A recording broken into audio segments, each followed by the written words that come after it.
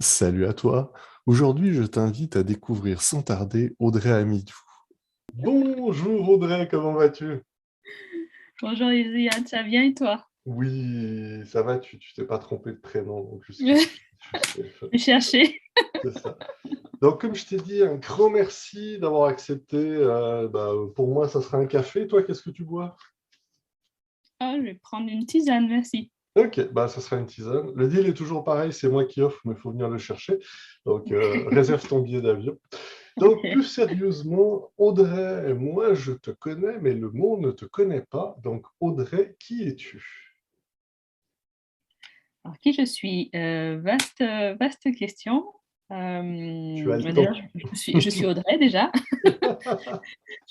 J'habite pas au Canada, j'habite en France, dans la Drôme. Après, qui je suis? Alors moi, j'aime bien écrire sur les réseaux sociaux que je suis créatrice d'expérience, dans le sens que le canal que j'utilise, c'est la créativité au service de la communication. Donc, j'utilise différents outils pour ça. Et en l'occurrence, les neurosciences, la ludopédagogie, la gamification, ou ça peut être des choses plus applicatives, enfin plus académiques, on va dire ça comme ça, comme le RH ou le management ou ce genre de choses. Et voilà, puis j'ai quand même un goût assez prononcé de l'humain dans sa globalité. Donc, j'ai été formée aussi en psychologie positive ou autre parce que voilà, j'aime beaucoup aussi m'imprégner de l'univers de mes clients ou des personnes que je rencontre pour pouvoir co-créer ensemble. Parce que voilà, je ne me considère pas être la créatrice, mais nous sommes tous créateurs. Et je trouve que pour que les personnes puissent vivre au mieux leur expérience, il est important qu'elles soient proactives dans l'expérience. Donc, j'aime bien voilà, me synchroniser avec les personnes, partager un moment unique, parce que c'est avant tout des rencontres plus que des expériences. Et voilà, et c'est à travers ça que j'utilise mes différents outils pour aider les autres. J'allais dire merci pour ce PowerPoint. J'ai Ah une zut, question. tu veux Non, que mais je prépare le PowerPoint? c'est ça. Ouais. Mais on voit que tu es rodé, quoi. C'est un C'est automatisme. hyper spontané en plus, hein. C'est même Ah, pas écoute. lu, rien, hein. Ah, écoute, alors ça, c'est vrai, je confirme. Mais c'est ce que je me dis à chaque fois, je devrais partir à l'enregistrement sans vous le dire, parce que c'est toujours pareil. C'est oui, alors, tu sais, tu prends ta voix de radio. Euh, Ah, pour un podcast, c'est plus agréable en même temps. Bah oui, toujours. Faut s'adapter au canal, hein. Toujours, toujours, toujours. Bon point, madame. Alors, je peux mettre un point dans la coche bon point. Je note, Audrey. Écoute, à t'entendre parler, moi, je tiens à souligner un truc. Vous irez voir sur LinkedIn, il y aura le lien au fond. C'est un peu la remarque que je te faisais tantôt. C'est quand on lit le titre créatrice XP ludo-cognitive, ça peut être mal compris, mal perçu. Sauf que quand je vois toutes les formations que tu as, enfin ton parcours académique, hein, qui va d'une licence en droit à la ludopédagogie, aux neurosciences et autres, tu as quitté l'école à 45 ans, c'est ça Non, mais ce que je veux dire, c'est que tu as un immense bagage académique. Qu'est-ce qui t'est arrivé? Tu voulais pas quitter l'école ou au contraire, tu t'es dit, je veux tout savoir parce que c'est super important. Qu'est-ce qui t'a amené à te passionner pour les neurosciences? Parce que normalement, quand t'es enfant, tu te dis pas, écoute, je veux devenir plutôt plus tard. Enfin, tu sais, t'as les classiques, je veux devenir pompier, infirmière, maître ou maîtresse d'école. Et t'as rarement, je veux aider à augmenter les potentiels via les neurosciences. Ça n'existe pas. Enfin, je crois. Ça fait partie des métiers émergents, paraît-il. Oui. Euh, Donc, Comment je suis arrivée à ça? oui, En fait, je pense que je fais partie tout simplement des profils dits atypiques où on a une soif d'apprendre énormément. Alors, non pas pour la gloire, la beauté ou la richesse en général, c'est surtout, on va dire, un besoin de reconnaissance entre soi et soi, qu'on identifie ça. Et souvent, on va dire, quand on est challengé dans la vie et qu'on n'a pas forcément envie de commettre d'impair, surtout quand on travaille plus ou moins dans le social, c'est-à-dire qu'on accompagne les personnes, faut pas dire n'importe quoi, n'importe comment ou n'importe où. Il faut quand même avoir une certaine connaissance d'autrui. Alors, j'étais pas faite pour les études, hein, les études académiques. Je suis arrêtée à ma licence, on va dire, que j'ai faite récemment par Challenge aussi. Le reste, c'est un goût de me nourrir, d'être cohérente dans ce que je propose aussi, puis pour avoir une vision à 360 du métier pour que je sois on va dire, la plus pertinente sur les différents corps de métier des personnes. Mais voilà, mon côté atypique est nourri en permanence de ça. Donc, et j'étais pas bonne à rester à faire bac+50 en psychologie parce que voilà, j'aime pas être cadrée aussi, j'aime bien sortir du cadre et j'ai pas envie de faire rentrer les gens dans un cadre. Au contraire, j'ai envie qu'ils révèlent leur potentiel. Donc voilà pourquoi je suis nourrie en permanence c'est surtout le challenge, le goût du challenge, plus que l'envie d'accumuler des choses en fait. Puis XP, c'est expérience, hein, et Bah c'est oui. aussi les fameux points qu'on utilise en ludopédagogie ou en levier de gamification. Donc c'est un moyen d'être en level up à chaque fois parce qu'on est dans un univers en perpétuelle évolution et y compris les métiers. Donc, il faut, comme on dit, se faire un update de temps en temps, de ne pas rester, on va dire, sur les anciennes croyances ou les anciennes compétences. Et il faut vraiment, enfin, surtout quand on travaille en humain, je pense qu'il faut se mettre à jour sur l'écosystème des personnes et notre propre écosystème en même temps. Donc voilà pourquoi j'ai une grande liste. Je t'admire vouloir travailler avec l'humain. Si je pouvais sous-traiter ça, je le ferais. Bien sûr, je plaisante, mais bon.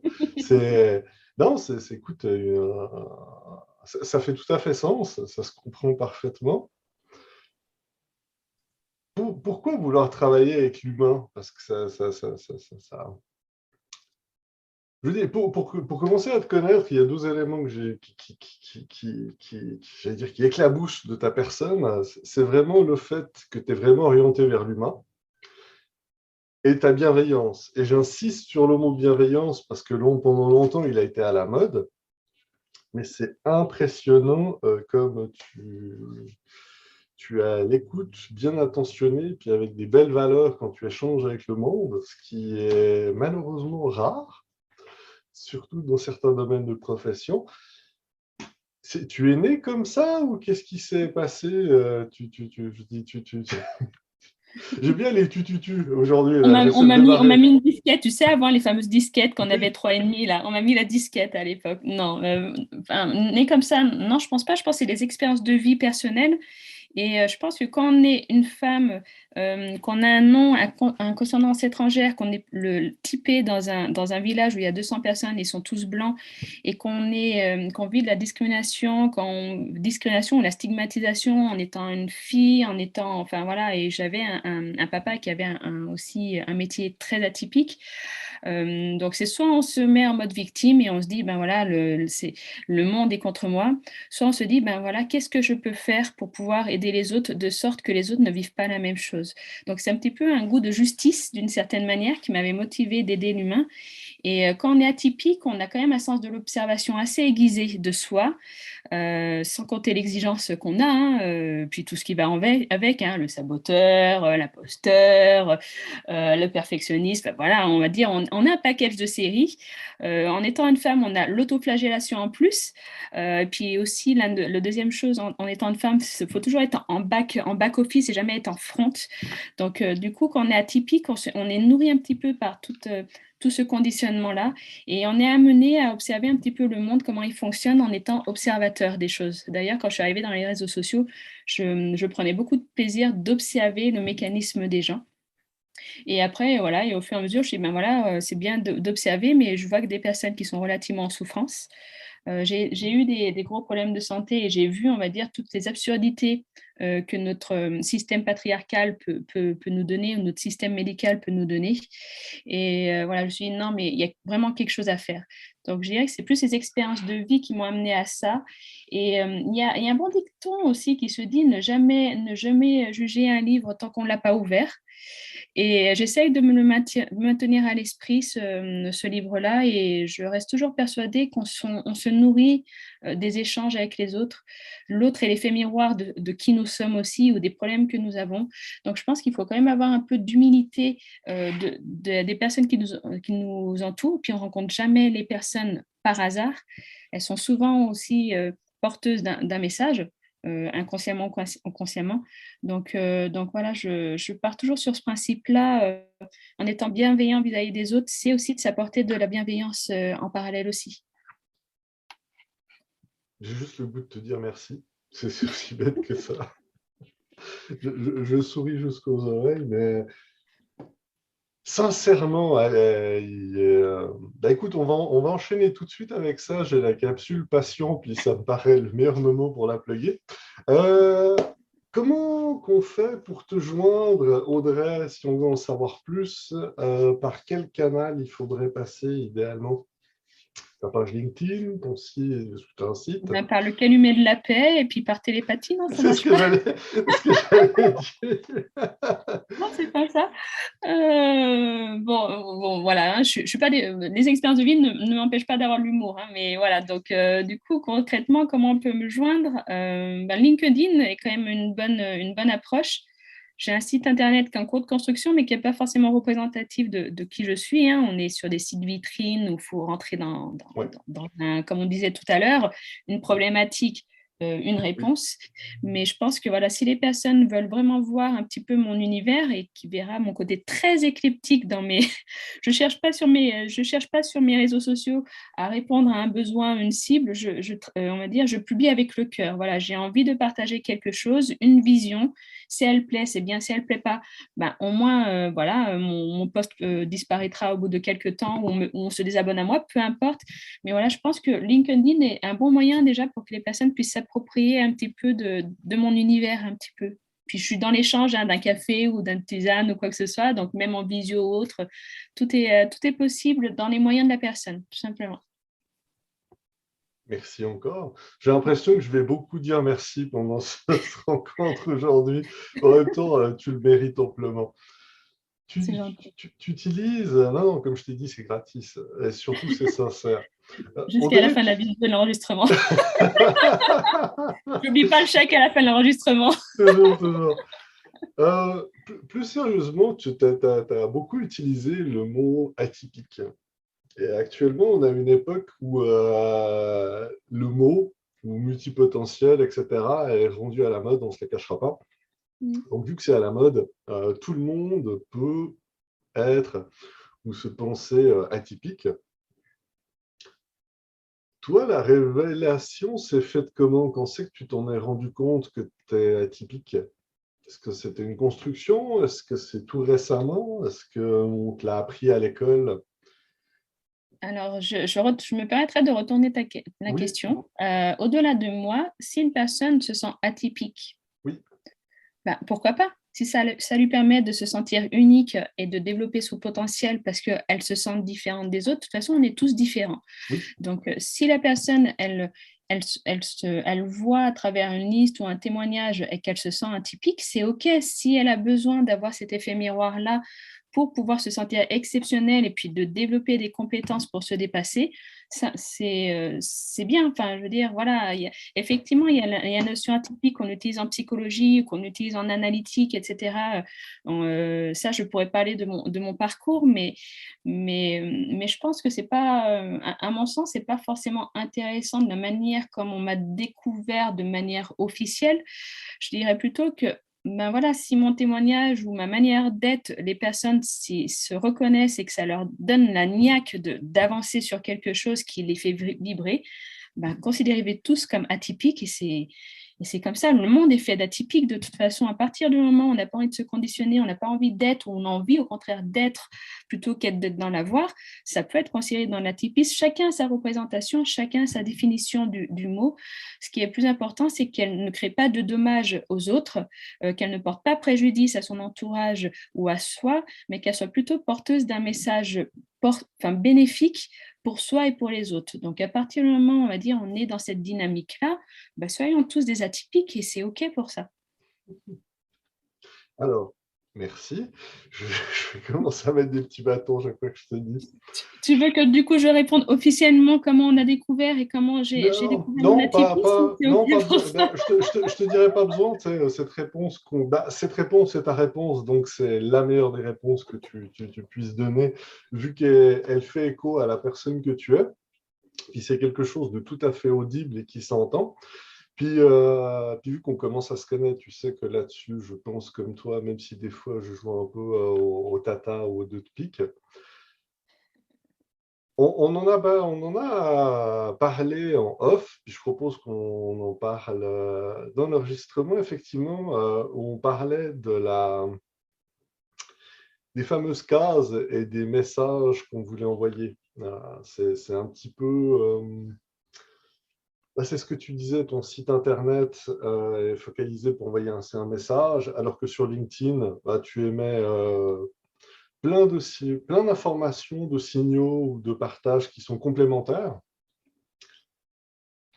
Sauf que dans un monde où on n'a pas arrêté de nous expliquer, de nous rappeler, de nous enseigner, où les algorithmes sont faits pour qu'on soit spécialiste en un seul élément, à tort ou à raison, c'est pas un peu contre-productif? Le fait que je sois éclectique dans ma communication? Oui, tu n'as pas choisi la piste noire au lieu de choisir la piste bleue. Les les skieuses se reconnaîtront. C'est le chemin le plus difficile à l'heure d'aujourd'hui, on s'entend. Oui, bien sûr. Parce que je pense que dans mon fonctionnement, j'ai jamais choisi le chemin le plus facile. Et c'est souvent les chemins les plus difficiles qui nous fait grandir en général. J'allais dire qu'ils font les Ça, meilleurs c'est comme, souvenirs. tu sais, voilà, et puis tu sais, en neurosciences, on nous apprend beaucoup, et je fais une dédicace à une des formations que j'ai faites aussi, on nous apprend beaucoup, on va dire, dans le sens que si tu as deux chemins à choisir entre le facile et le difficile, choisis toujours le difficile parce qu'il te développera des champs neuronaux différents, tu vas avoir d'autres perceptions, d'autres représentations, et ça va forcément te nourrir de quelque chose. Donc je pense que je n'ai pas eu forcément passé par cette formation-là pour passer directement sur le côté difficile. Donc je prends le risque de prendre le côté difficile, ça me va. Ça me ressemble en même temps. Oui, tu vois, j'ai pas dit merci, j'ai dit oui. C'est une évolution, j'ai l'impression d'avancer. Et puis, Écoute, regarde, pour oui, rebondir sur ce que tu disais aussi sur la piste noire, quand on oui, travaille dans des métiers émergents comme la ludopédagogie, la gamification, quand tu regardes, alors nous en France, c'est Pôle emploi ou voilà les offres d'emploi diverses, tu vois personne proposer cherche ludopédagogue ou ingénieur en gamification ou autre. Personne, on va dire, cherche des profils comme ça. Donc déjà, on va dire, rien qu'au choix du métier, je suis déjà dans une piste noire. ouais. Du coup, c'est que j'ai bien accès. Je vais dans la continuité de ma dynamique, en fait, en choisissant la piste noire sur ma communication. Et pourtant, c'est intéressant ce que tu dis, parce que c'est paradoxal, parce que les besoins auxquels tu réponds, les problématiques que tu as embrassées, sont des éléments qui actuellement je veux dire, c'est capital autant pour notre société. Puis qu'on soit utilitariste ou pas, ça permet de sauver énormément de cash, avec ça en dollars, en euros, en yuan, ou en dinars, ou ce que vous voulez, en copec. Ça me rappelle un souvenir en copec. En Bitcoin, Mais en pas Bitcoin, cette partie-là. écoute, vu la période actuelle, on va essayer de ne pas parler des choses qui fâchent, hein. Donc pas de Luna entre nous. Ceux et celles qui sont reconnus vont beaucoup rire et d'autres pas. Non, plus sérieusement, qu'est-ce qui t'a amené à être la personne que tu es aujourd'hui? Parce que certes, tu nous as parlé de... Certes, tu es atypique. Certes, tu as eu ton parcours de vie. Certes, on est tous uniques. Mais pourquoi l'aspect ludique?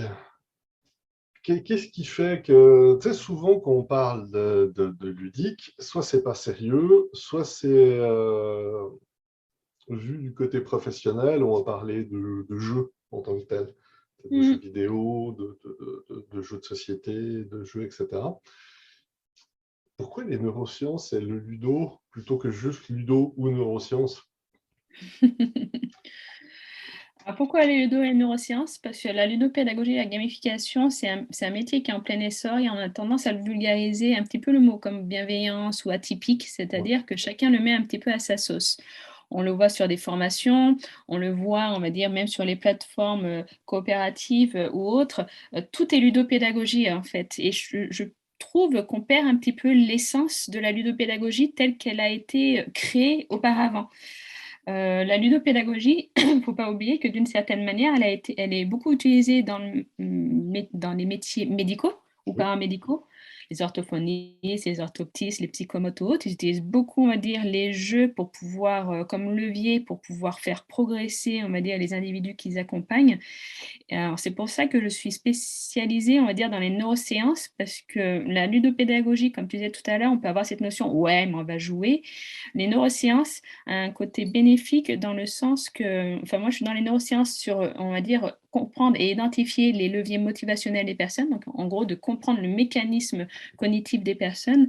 Et à travers ça, ben, j'utilise le jeu non pas comme outil ou comme moyen ou comme finalité, ça peut être, on va dire, ça peut être un bonus sur la personne. C'est-à-dire que selon ludocognitif, pourquoi? C'est que je vais utiliser soit l'un, soit l'autre, ou les deux associés, parce qu'il y a des personnes, on a bien vu, puis toi qui es dans le milieu, tu vois bien qu'il y a des personnes, tu peux essayer de les faire jouer un serious play, un ouais, serious game, un escape game, ou ce que tu veux.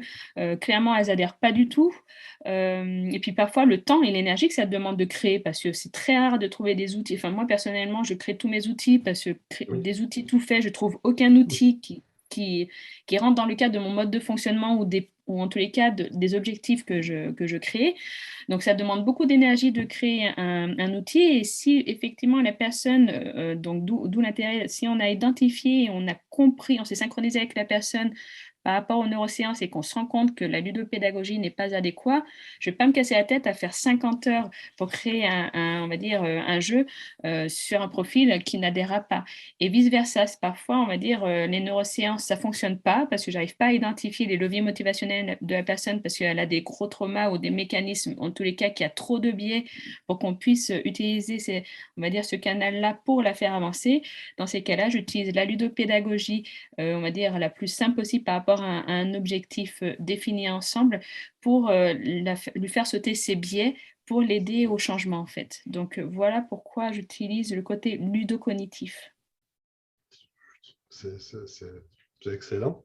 Ça va être intéressant comme échange parce qu'à part dire merci, oui madame, et excellence, Parce qu'à la fin, j'aurai peut-être une gratuité pour de vrai à la fin de la vidéo. Écoutez bien jusqu'à la fin. non, non, je me dis qu'au montage, je mettrai des inserts insérés ici, joke pour plus tard.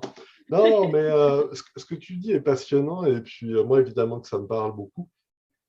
Euh, c'est sûr qu'effectivement, le côté ludique est à la fois à la mode, est compris comme tel, comme un effet de mode, ou des fois même simplement mal compris ou mal adapté aux besoins des personnes et aux besoins réels.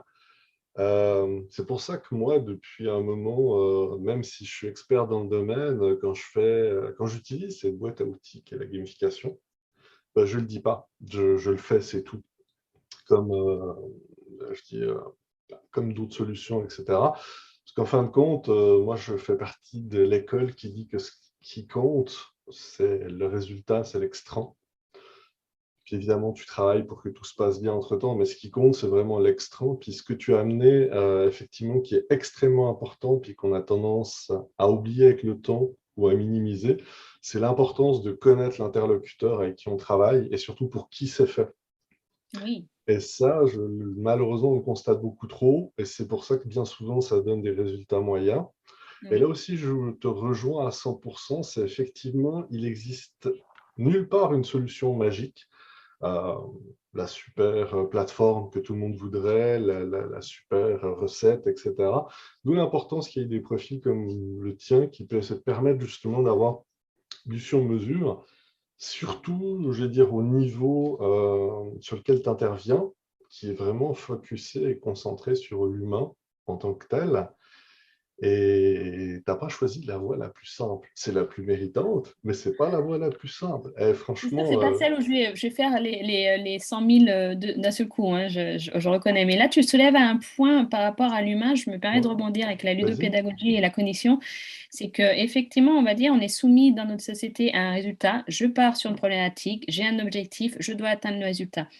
La problématique qu'on peut avoir en ludopédagogie, parce que comme je ne vais pas te l'apprendre, on utilise différents leviers motivationnels ou des leviers de gamification pour pouvoir construire un jeu.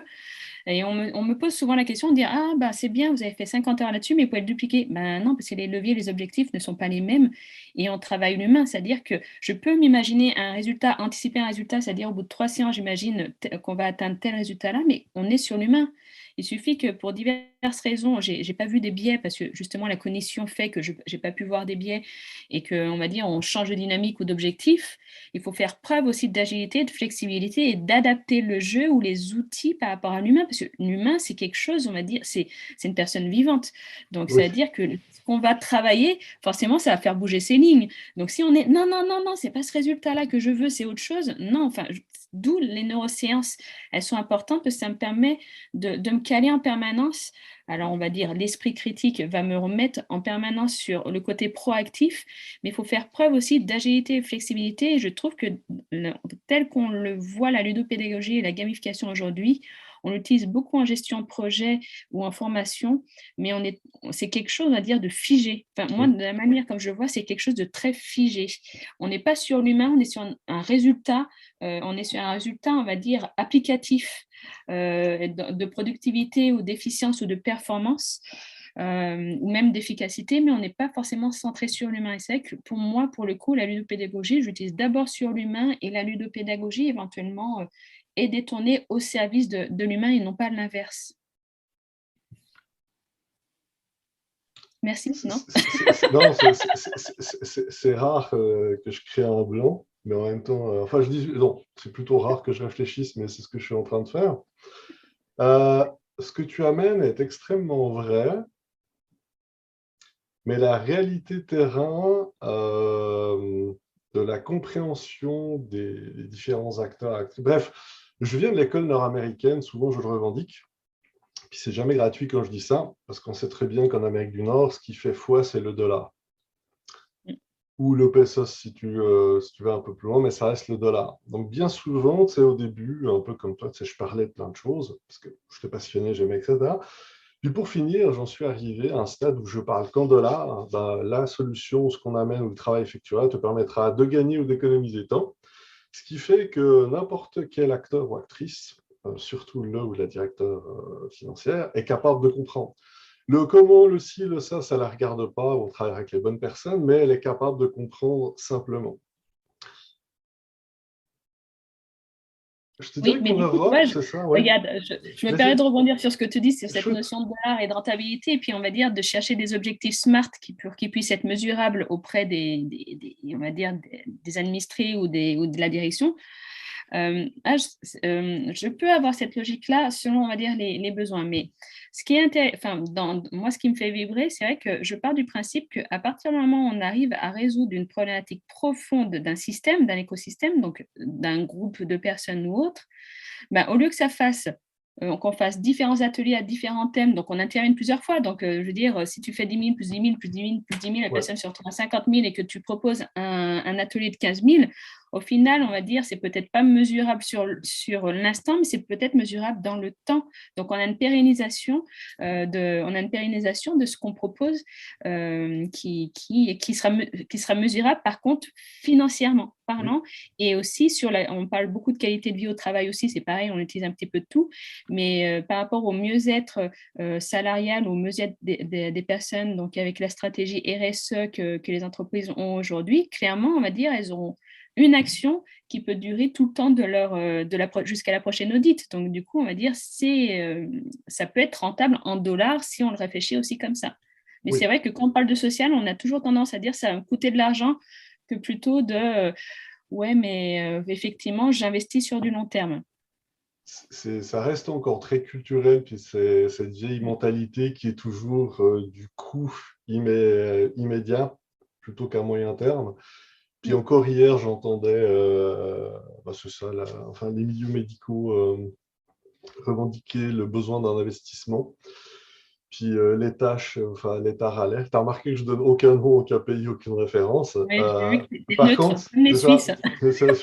là-dessus, plus que jamais. Vu Je tout ce qui se taquine. passe dans le monde, plus que jamais. Là, je te dis, la neutralité, je vais la garder un moment ce tour-ci. On va se C'est fâcher quelque chose avec. qui est ancré culturel, tu Ah disais, ben ouais, voilà. ok. Comment dire, je vais reprendre ce que disait un humoriste suisse. Je dis, nous, écoute, en cas de bagarre, c'est facile de nous reconnaître. On est celles et ceux qui gardons les vestes.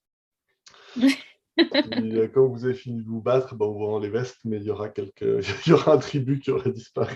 C'est ça. Plus sérieusement. Euh, oui, en fait, je ne vais pas aller plus avant là-dessus, mais oui, effectivement, on est encore dans cette culture de l'immédiateté. Euh, Bien souvent, on veut changer pour changer, mais pas pour les bonnes raisons. Qu'est-ce que tu penses du sentiment qu'ont certains qu'actuellement, on est en train de vivre une révolution des mentalités? Pas forcément de façon flamboyante, mais qu'on a vraiment une vague de fond. Tu sais, on commence de plus en plus à parler d'éco-anxiété, de crise économique, je veux dire, de guerre nucléaire. Là, la guerre froide est comme revenue, je n'étais pas au courant. Non, plus sérieusement, tu sais, on a vraiment l'impression que... Je vais reformuler. Qu'est-ce que tu penses de Clarifie. l'époque... Oui, c'est ça. Qu'est-ce que tu penses de l'époque qu'on vit actuellement? Est-ce qu'elle est formidable? Est-ce qu'au contraire, c'est terrible? Comment tu te situes, évidemment, C'est moi qui réfléchis cette fois. prends ton temps. Comme j'ai dit, je suis payé à l'heure. Prends vraiment tout ton Ça temps. va alors. Comment je me sens par rapport à la situation actuelle? Alors c'est difficile de l'exprimer parce que je dirais que au-delà de ce que nous vivons, on va dire, sur le plan économique, sur le plan, on va dire, on va dire social, politique, etc., on peut parler déjà il y a une révolution qui est depuis maintenant presque 30 ans, qu'on ne peut pas nier, c'est la révolution numérique. Et la révolution numérique et le fait de digitaliser tout à tout prix amplifie forcément les émotions. Parce qu'on a bien vu devant les écrans, on a quand même, c'est beaucoup plus facile de créer un troll ou de critiquer l'autre parce on se sent protégé par rapport à son écran. Donc, je dirais plus qu'on est sur d'ailleurs, on parlait tout à l'heure on va dire des NFT ou des métaverses.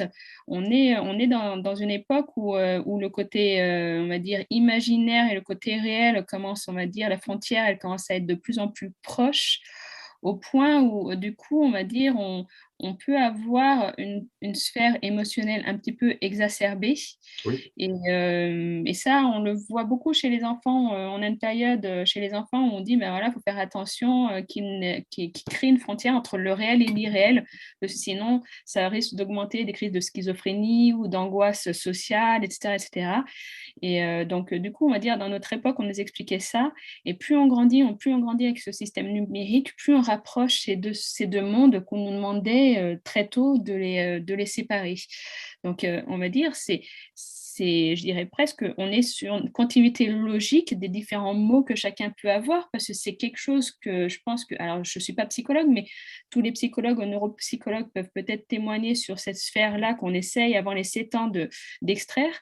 Et là, on est adulte et au contraire, on a envie de rentrer là-dedans. On le voit bien, on va dire, quand il y a quelqu'un qui se fait taper dessus, tu parlais dessus tout à l'heure, plutôt que de l'aider, la personne va le filmer, va te mettre sur TikTok ou sur Ouais. YouTube pour dire regardez ce qui s'est passé. Même quand il y a un accident, les personnes, plutôt que de réfléchir par elles-mêmes et d'utiliser leur esprit critique, elles vont plus réfléchir au nombre de vues ou cette visibilité. Donc, je pense il y a donc il y a une exacerbation des émotions, mais il y a aussi un besoin de reconnaissance plus d'un système. Alors, je ne dirais pas forcément de tout le monde, mais on a un besoin, je pense, d'exister parce que justement, la frontière est tellement proche qu'on va dire, indépendamment de cette frontière qui est proche, ben, on a besoin d'exister, mais on ne peut pas exister dans le digital, mais on a envie d'exister dans le digital. On a bien vu il y a quelques années en arrière, alors excusez-moi pour ceux qui aiment beaucoup ça, mais avec World of Warcraft, Oui.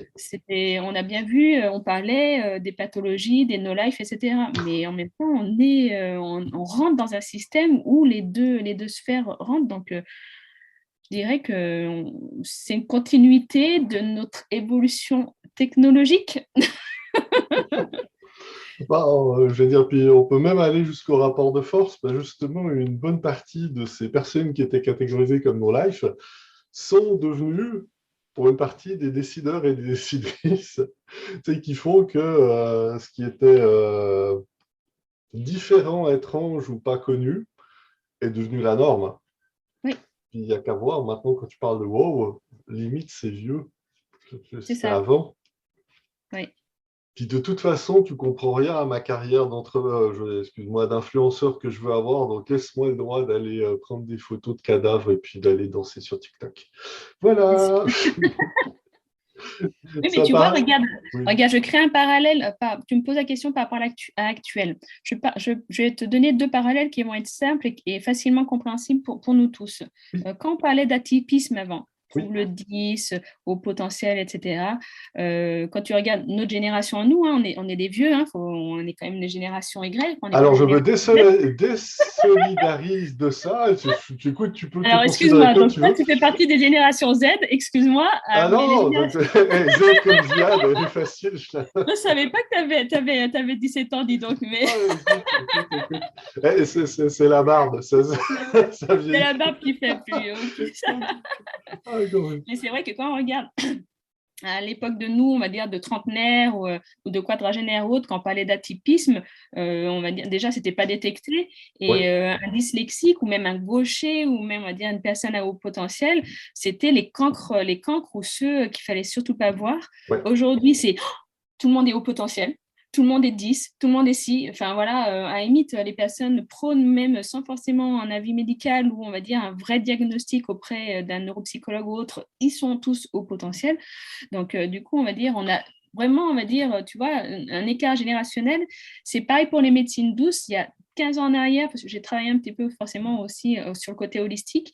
Donc, je vois, on va dire, il y a 15 ans en arrière, c'est des sorcières, c'est des sectes et tout. Et maintenant, les mutuelles remboursent les médecines douces. Donc, du coup, tu vois, je pense que c'est l'évolution des mœurs qui se crée. Mais c'est, comme tu disais, c'est un nouveau système qui s'ouvre, mais je pense qu'on n'est pas prêt, on n'est pas suffisamment armé pour pouvoir faire face à ce système-là. On le voit bien, on va dire, en France, il y a eu un truc de Pôle emploi, donc pour les demandeurs d'emploi ou autres, il y avait une enquête de Pôle emploi qui dit que 86% des métiers de 2030 n'existent pas encore. Oui, Ça confirme clairement que nous ne sommes pas prêts, tu oui. vois? J'allais dire oui.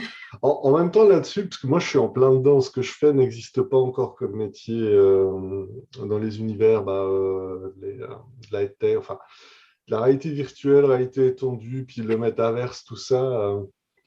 Concrètement, ce que je fais n'existe pas. C'est vraiment du rapiessage, puis c'est tout à fait normal parce que, tu sais, la fameuse question où c'est que vous voyez dans 5 ans, bah, il y a plein de technologies, si tu y penses, 5 ans en arrière, ça n'existait pas, certains paradigmes n'existaient pas, certaines réalités n'existaient pas.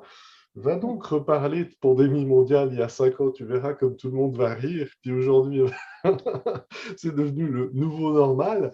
Euh, Quand tu parlais effectivement justement de la frontière entre la réalité et puis la fiction, aujourd'hui, on est arrivé à un niveau technologique où c'est tellement facile de faire de la fiction de la réalité. C'est tous les films Marvel et les autres. À chaque année, c'est devenu tout à fait normal de voir quelqu'un voler, balancer des buildings à travers, tout à fait vrai.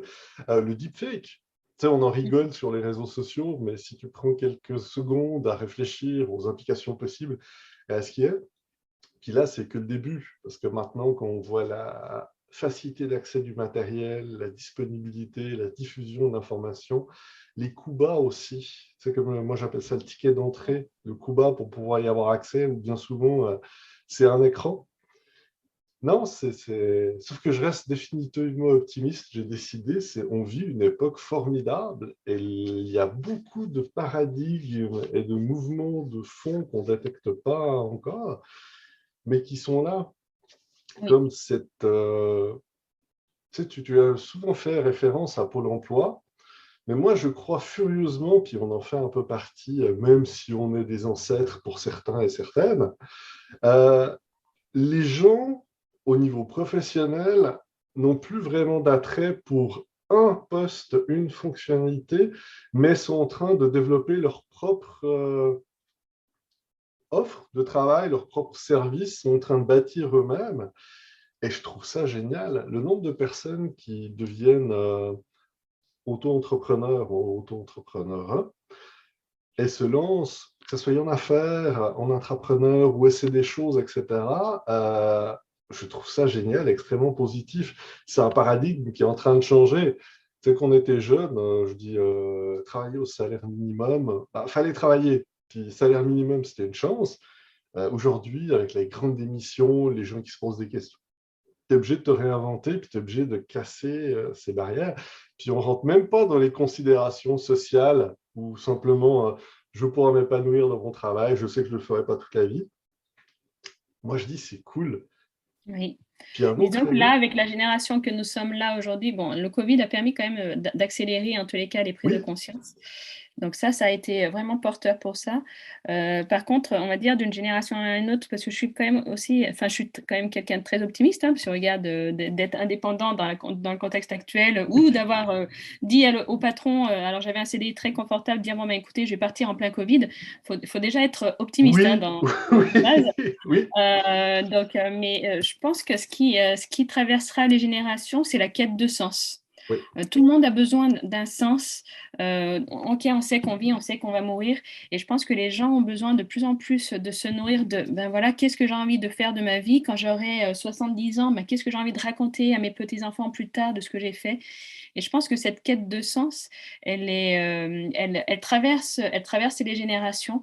Elle est peut-être plus forte aujourd'hui parce que voilà, on a besoin puis de bousculer les oui, codes. Enfin, clairement, on va dire les codes, on voit bien avec tout le contexte actuel, les codes ne nous correspondent plus. Donc, c'est ce que je disais par rapport qu'il faudrait peut-être un update sur les différentes institutions qui nous gouvernent ou autres. Mais voilà, je pense que les gens ont besoin un petit peu de secouer le cocotier, non pas pour pouvoir récolter, on va dire, la noix de coco, mais en tous les cas pour avoir le sentiment d'avoir fait quelque chose. oui, C'est pour ça que tout à l'heure, je rebondissais sur le côté atypique, se dire, ben, si les personnes se sentent atypiques, c'est OK pour eux.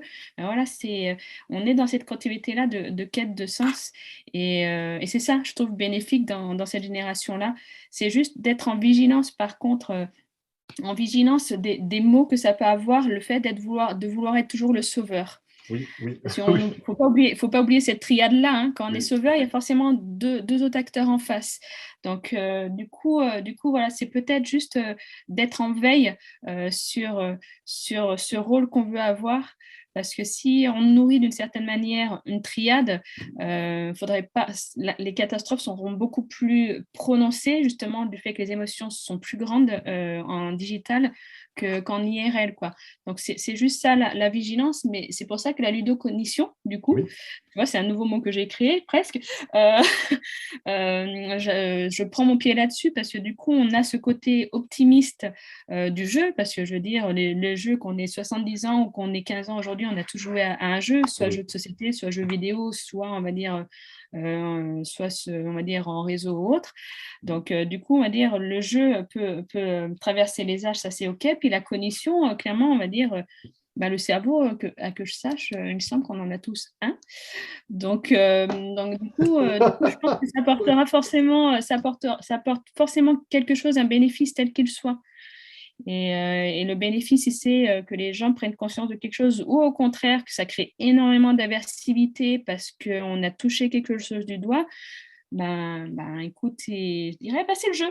Tu vois, c'est un moyen de se déculpabiliser parce qu'on aime beaucoup. De Oui. se déculpabiliser, c'est pas moi, c'est la faute de l'autre. Donc, du coup, voilà, je dirais que c'est la faute du jeu et c'est pas de ma faute, moi, qui a choisi trop bien les objectifs. Ah, ça fait du bien de l'ego de temps en temps, hein. Ah, il faut, écoute, il faut, et puis tu le mérites amplement. Euh, D'ailleurs, vu qu'on parle d'ego, c'est une transition facile. Je me doutais bien. Ah, écoute, c'est une transition facile.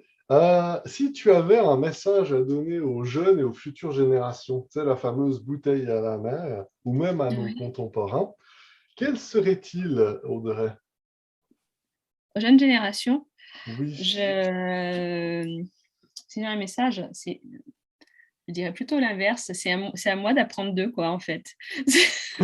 Alors, pour ceux qui ne me voient pas, je suis un petit peu typée, je suis d'origine asiatique. On a quand même la culture que les aînés, enfin, les enfants sont nos sages, parce qu'ils nous apportent des messages. Oui. Donc, merci le Oh, langage des oiseaux. Oh, c'est beau le langage des oiseaux. Mais voilà, j'ai pas forcément de messages à leur apporter parce que je pense ils sont à même de savoir de quoi ils ont besoin. Après, des générations qui sont totalement perdues, je dirais presque, si j'ai quelque chose à leur dire, c'est qu'ils prennent confiance en eux, en fait, qui coupent tous les réseaux, qui coupent tout pour pouvoir se retrouver un petit peu, parce qu'on a tendance à vouloir ressembler à quelqu'un qui ne nous ressemble pas. Donc, si ces jeunes-là ou ces personnes sont perdues, ben, qu'elles fassent, on va dire, un off de tout ce qui est online. Ça peut être une semaine, 2 semaines. Alors, je ne garantis pas les tremblements ou les manques ou, on va dire les sauts d'humeur. Donc, oui. je préviens les parents, prévoyez quelque chose d'aussitôt énergique pour ces enfants-là, pour les rassurer, pour qu'ils se sentent en sécurité.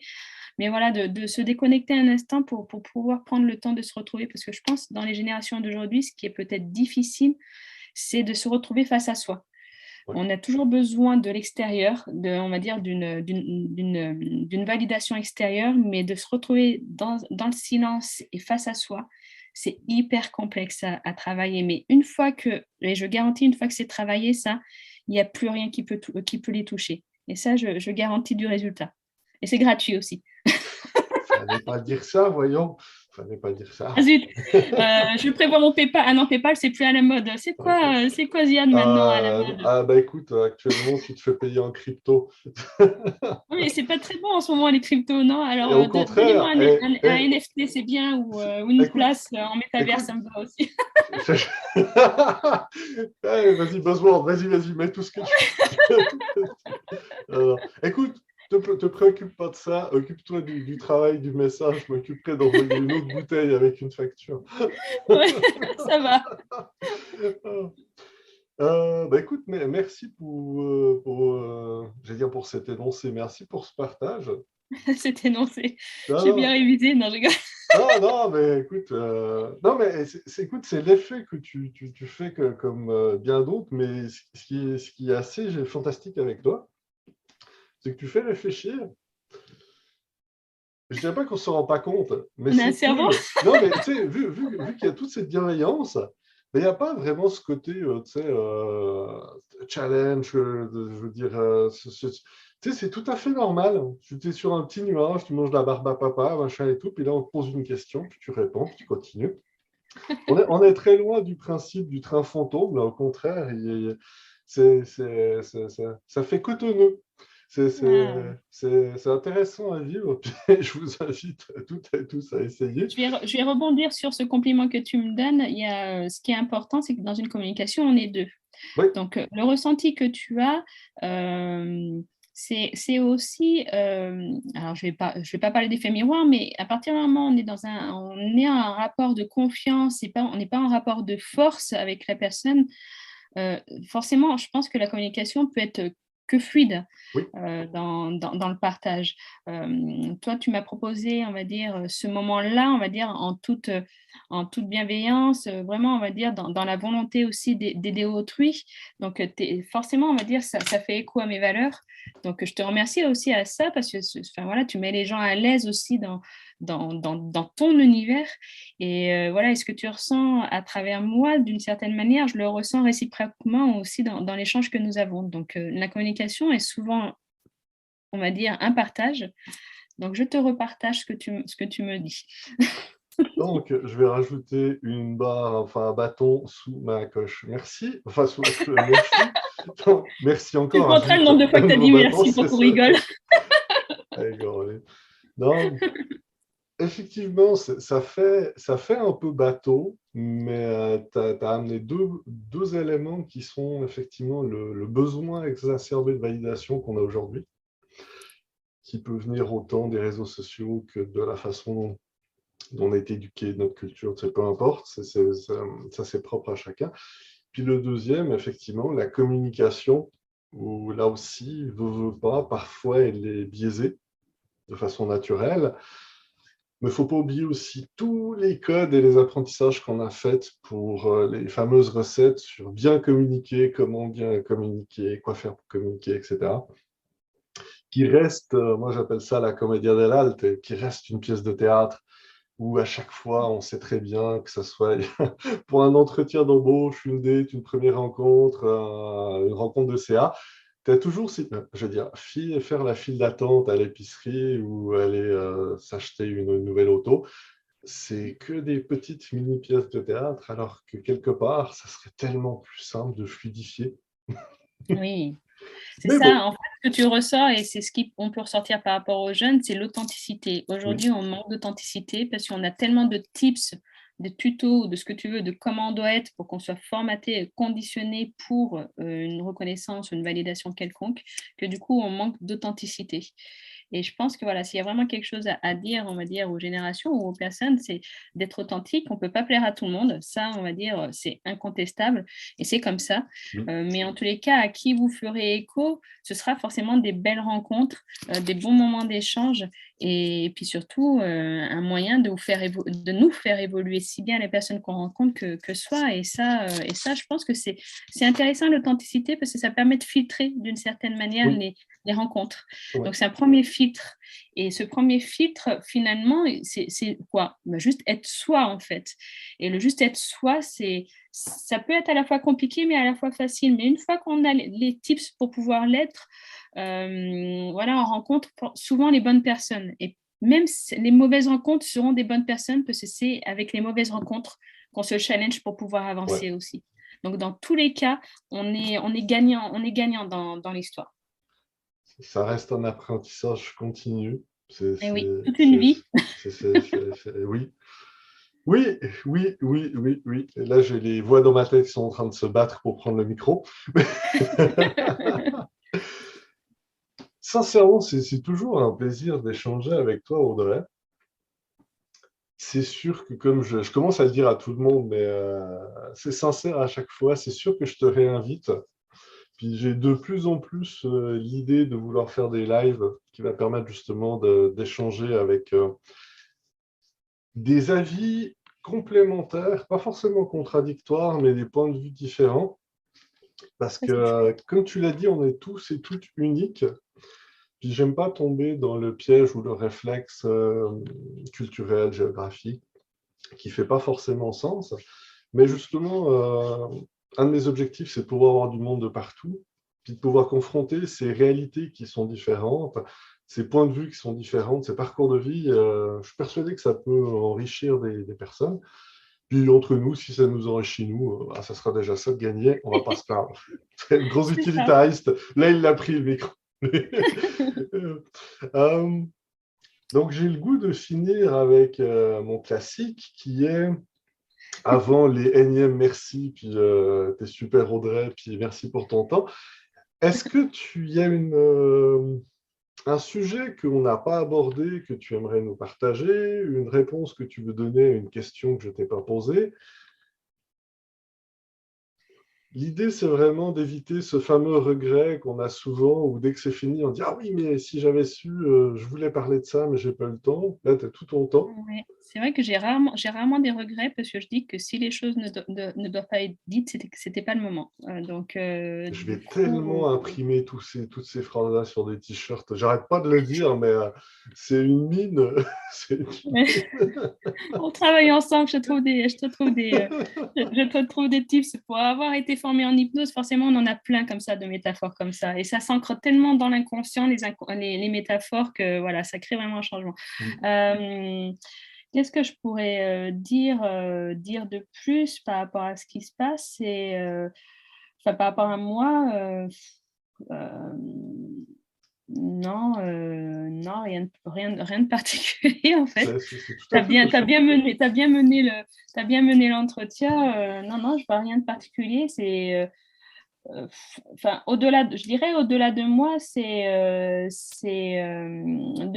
que chacun se donne la chance de découvrir l'autre. Ouais. Parce que souvent l'inconnu ou souvent, on va dire, les choses qu'on ne comprend pas, on est sur une grande intolérance et puis on va dire, on fait un pas en arrière pour dire, voilà, mon Dieu, qu'est-ce qu'il est.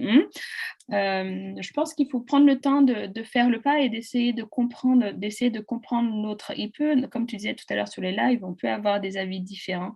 Ça ne veut pas dire forcément que l'autre est bête et que l'autre il est intelligent, mais je pense que ça fait avancer le schmilblick. Et je disais ça à une cliente ce matin, je disais que parfois le fait de faire un pas vers l'inconnu, c'est aussi un moyen de faire un pas vers son connu à soi. Parce que souvent, on a peur de choses totalement, on va dire, parfois incompréhensibles. Et puis finalement, quand on arrive on va dire, à s'engager, à trouver tous les moyens qu'il faut pour pouvoir s'engager, pour pouvoir créer du changement, parce qu'on voit bien que créer du changement, c'est compliqué, on se rend compte que finalement, on connaissait les trucs. On le connaissait, mais on ne voulait pas le voir. Et je trouve que c'est un moyen de grandir et de récupérer. Tu sais, je pense vraiment à Mario, tu sais, des fameux jeux vidéo. Oui, On récupère, ou Mario Kart, on récupère le point d'interrogation. On dit, ah ouais, c'est cool, je vais pouvoir défoncer l'autre. Alors, le but, ce ne sera pas forcément de défoncer l'autre, n'est-ce pas?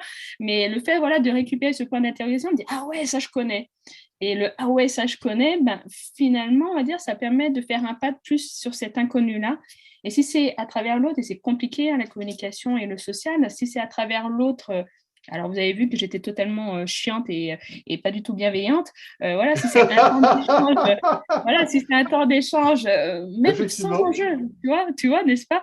On a toujours tendance à penser qu'il faut tout monétiser. Oui. Mais un temps d'échange, de dire, ben voilà, j'aimerais échanger avec vous parce que votre parcours, et ça m'est arrivé de répondre à des étudiants ou, ou des enquêtes ou autres, je pense qu'il faut accorder ce temps-là pour que justement cette notion d'inconnu devienne connue. Et plus les choses deviennent connues, plus on comprend l'autre, et plus on comprend l'autre, plus la communication est facile, et plus la communication est facile, moins on va s'embêter avec des codes. Voilà, si j'ai quelque chose à dire. Au-delà de moi, ce serait ça. Merci. Alors, un autre petit bâton. Écoute, je On va faire trouve des que bateaux, dis donc, c'est avec tout ça. ça. Écoute, je trouve que c'est une très belle façon de terminer cet échange. Donc, un grand merci encore à toi, Audrey. Merci à toi. Bâton. Et je te propose de te laisser le mot de la fin. C'est à toi. Le mot de la fin, c'est à moi. Fin? Non, c'est pas ça. Non, être soi, voilà, si j'ai quelque chose à dire, être soi et être authentique, rester authentique. Ne cherchez pas à ressembler à quelqu'un qui, la place est déjà prise de toute façon. Donc, soyez vous. Un grand merci à toi pour ton écoute et à la prochaine. Bye bye.